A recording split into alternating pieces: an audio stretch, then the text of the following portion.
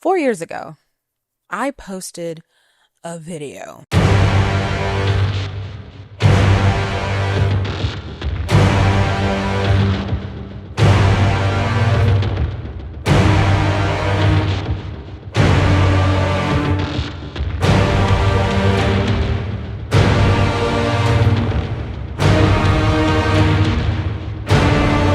I'm in a completely different place now. I'm comfortable in my skin, and there's an exuberance and joy attached to occupying the world in this body with this face. Also, as a 41-year-old woman, a conversation about pretty privilege seems kind of childish. But nevertheless, I was right about pretty privilege. I do not have it, and here's how I know. But first, we've got to go back to that original video. A big question that I get all the time, or that I got all the time, was why would I put that on the internet? And the easiest way to explain it is that before the pandemic, I had been living in Los Angeles, California, going after a bunch of different dreams, not quite getting close to any of them really, but I had never felt uglier in my life. Dating was so hard, and I was always aware of the differences in my dating life between the pretty girls and me. And LA did not make that divide any easier. Also, my biological clock was ticking. And then we went into the pandemic, and I was terrified I would not meet someone in time. And the question in my mind was always, if I had been more desirable, would this have been my reality? So when I saw the conversation about pretty privilege happening online, and I saw women sharing experiences that I could identify with, and I said, you know what? I'll make a video talking about my experience. And then the video blew up. I think before the end of the summer, it was at something crazy like 500,000 views. I've never really had a video do that well since. And going viral was a multifaceted surprise / nonstop trauma roller coaster. In fact, if I was a psychology student, I would focus on the impacts of virality and social media exposure on the human brain. And if I was a therapist, my clients would all be influencers and content creators, because that shit is brutal. This can be very brutal. But there were also positives. I was able to grow and maintain a platform here on YouTube that set in motion the structure for a career that I've been at for 4 years now. So that video was definitely a blessing and a curse for sure. Now, let's talk about the general reception of the video. You had some people that attacked me for it, mostly men, because they were disgusted that a woman would be complaining. That's it. Some thought it was problematic. That was from a lot of women. Some people said I should just stop complaining and change myself completely so I could experience different results in society. So plastic surgery was suggested to me multiple times. Some suggested I raise my vibration so I wouldn't notice if other people didn't find me attractive. And some people downright said I was lying because they knew someone who looked similar to me that had no issue attracting people. But some people just said, hey, I know how you feel. And to those people, I say thank you. That video was for you. The most annoying, though, were people who didn't understand why someone would ever feel that way, even when I explained it, and took it upon themselves to try and change my mind. And this happened both online and off. Now, I no longer have my video up, but I remember the comment section. And when the comment section was nice, it reminded me a lot of this young lady's. I feel like I haven't seen anyone on this app talk about how hard it is to be unattractive. Like, being unattractive is so depressing. Like, that's the only way I can describe it. It's just really depressing. Like, for me, I feel like being unattractive has made my self-esteem, like, really low. It's made my self-worth really low. I don't get as many opportunities as other people get. And then just, like, the whole relationship factor piece to it. Like, I really, really want to be in a relationship. Like, more than anything in the world. That's the one thing that's been missing from my life for a really long time. And I just feel like it's never going to happen for me. One, because of where I live. But two, because I'm not, like, conventionally pretty. My body is not tea. Like, I just feel like I don't look good. And to just, like, carry that with you every single day is really hard. To feel like you're not worthy. It just sucks. You got redundant advice, emotional bypassing, and most importantly, completely missing how someone could be made to feel they weren't attractive, even if you think they are. The woman is literally saying, I don't attract mates. And therefore, no matter what she personally thinks of herself or even what you think, she feels not attractive in her own mind. Also, this is my nightmare. You see, Quinta Brunson liked someone responding to her video. And once my mom told me she saw Gabrielle Union in the comments of mine, that made me want to jump off a bridge. I don't need us to meet this way. What I learned from that was that safe spaces are not intersectional. We are not all equipped to hold space for people we can't relate to and do not possess the ability to understand. So I really wrote off a lot of the responses. However, one response stuck out to me. Whenever someone said, "You just aren't trying hard enough. Beauty takes effort." This, of course, implying that I could have pretty privilege if I wanted it. Mind you, I had always tried. I'd always tried with makeup, I'd always tried with hair, and I'd always been into fashion when necessary. But after I heard that comment over and over again, even from people in my real life once they unfortunately watched the video, which I desperately tried to get them not to do, a challenge was born. Did I really not have pretty privilege, or was I just being lazy and not operating at my full potential? We would soon see when Operation Pretty Privilege began.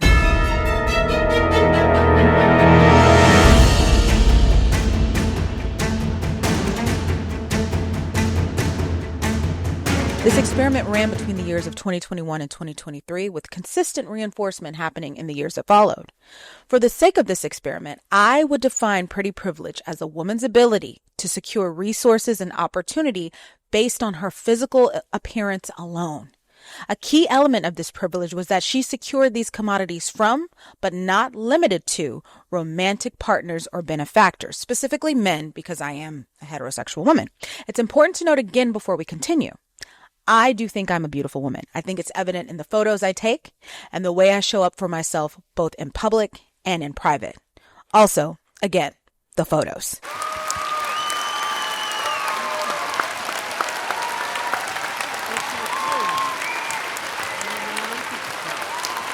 In fact, I've been asked before when I post pics online, "Girl, are you sure you don't have pretty privilege?" And yes, I'm sure. Because being photogenic does not translate into, in real life, having an effect on the behaviors of potential benefactors. And it has never once opened the door for the procurement of resources or opportunity in exchange for my presence. Being photogenic does not equal pretty privilege. I'm sure because I've tested it. And now I present the results of Operation Pretty Privilege. The mission: glow up and show up. I would invest in my hair, in my makeup, and I would go out to places where being desired and receiving rewards for that desirability were possible. My pretty privilege experiment spanned across 4 categories: social media, real life, travel, and comparison to others who were clearly pretty, the control group. During this experiment, I would note the way I was received, the results of that reception, and whether or not those results lined up with what I knew to be pretty privilege. And now, the results. First, let's look at social media. For this portion of the experiment, I looked at the power of the post. Specifically, who was in my likes, comments, DMs, and how my social media growth was impacted through posting photos and or videos. I had heard stories of women meeting their husbands simply because he slid up on her story or commented on her photo, so I wanted to try it. Prior to my viral video, I had a private Instagram profile and I only posted memes and or pictures from the waist up. For this project, I would take inspiration from the Instagram models and influencers I had been subconsciously studying for years. I would make sure I had plans, and each time I had plans, I would say, "Hey, can someone take my picture?" On my Instagram, you have different poses, different looks, different types of outfits. You have bathing suit pictures, you have pictures of me in tight leather pants, and you have pictures of me just looking like a glamazon bombshell. With all of that variety, I figured if I had pretty privilege, surely I would receive some of the same attention and opportunities that other women had talked about coming to them via Instagram. A DM offering to take me out to dinner.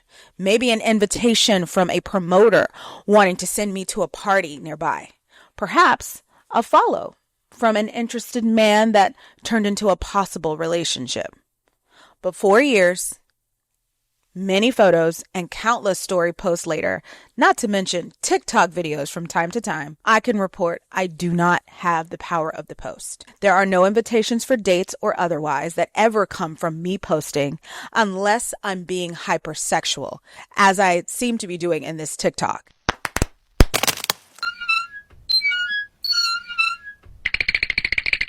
Now, posting this video is the only time I've ever gotten comments from men.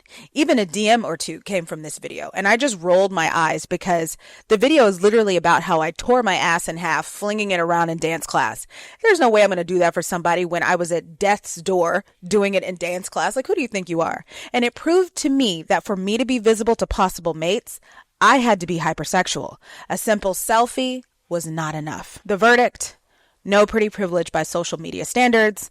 I do not have the power of the post. Next, bars and clubs. I call this portion of the experiment better in real life. Even though I put out more of an effort and frequently was told I looked beautiful by friends and family, my experiences outside did not line up with the expectations or with the standards for one who has pretty privilege. Number one, and I think this is the most important thing because I brought this up in the original video, I still paid for all my own drinks when I went out unless a female friend was treating. When it came to me, I was never approached for actual intentional conversations and had that intention, lubricated with, hey, do you want a drink first before I talk to you?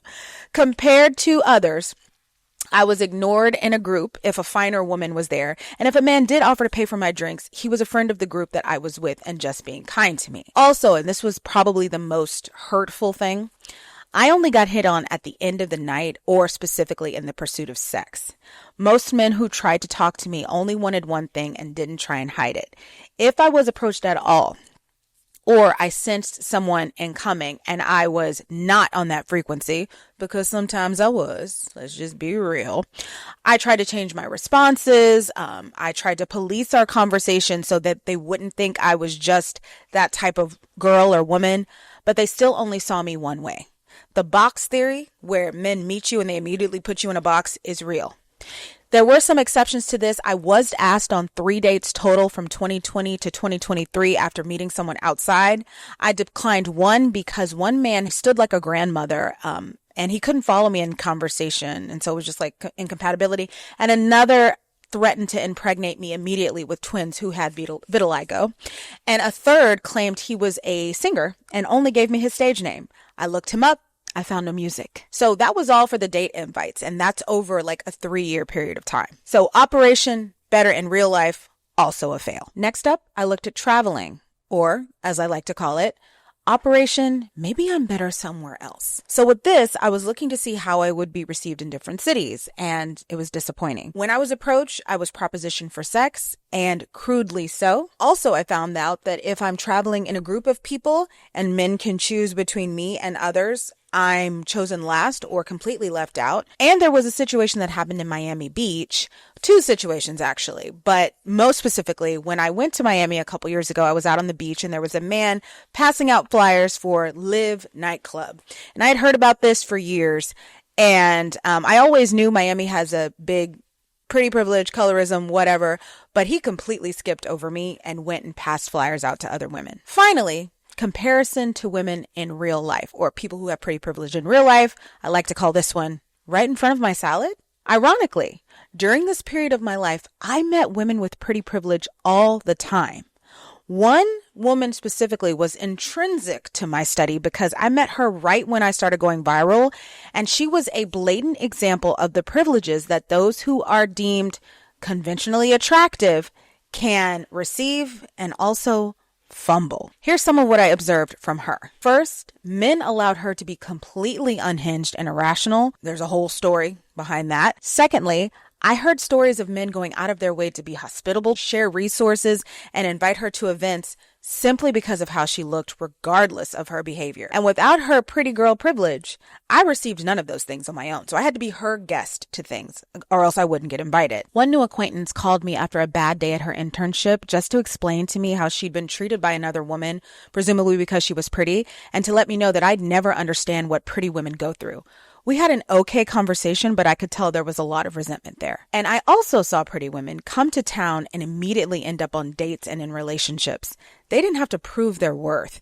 It took them an average of 1 outing to secure a romantic invitation. Like I said, 3 years, I only had 3 options. I also witnessed men being there for women through anything because they hoped to become their dude, offering them anything, no matter what the woman did. And many times I was forced to defend a man because I felt badly for how he was being used. This is only in one situation. And if the woman with pretty privilege saw my content, most times they wanted to argue with me about it or tell their side. Almost like, you think this is easy? And for the record, I have always tried to see their side. I think it's relevant. But also, like I said, safe spaces are not meant to always be intersectional, meaning I don't doubt you're fighting your own battle. You have your own reality, but we're talking about me now. You mentioning your truth does not invalidate mine, nor does it make me care about mine any less. Like I told many of them then, if it bothers you so much, make your own video. Now, interestingly enough, there was one situation where a pretty woman, we met through content creation. And again, I literally only met women who claimed or knew they had pretty privilege for like a year. It was crazy. Anyway, she and I got dinner and she witnessed a difference in behavior when it came to how a bartender treated both of us. And she told me, now I understand what you mean. I didn't believe you at first because I thought you were all right looking, like you're a pretty girl. But I can see that there's a difference in how we're being treated. And I understand you now. And I appreciated that validation. Overall, I learned a lot in my observations. I learned that men and women see beauty differently. This is why my original video made women in my real life and online sad, and many were confused. They didn't see a single thing wrong with me, and they felt they needed to save me from negative thinking and teach me about self-confidence. They didn't believe I could have had the experiences that I did. And "you're not ugly" was something many felt they needed to say to me, oftentimes unprovoked, all the time. And I had never said that I was. The projections were wild, and so was the denial. I was told many times, you just need to get out more, especially by one pretty friend who was always seen, always asked on dates. She's the kind of person that never had to sign up for a dating app because she always had options. She had a much different romantic resume than me, and she knew that I was more of a homebody because of bad experiences outside, and she was committed to letting me see that the world was wide open to me and there was opportunity everywhere. I just needed to go outside. But no, it didn't matter how much makeup I wore or what I was wearing or where we went. It didn't matter. I still didn't have it. In fact, it was very validating when I would be treated dismissively right in front of her, despite following all of her steps.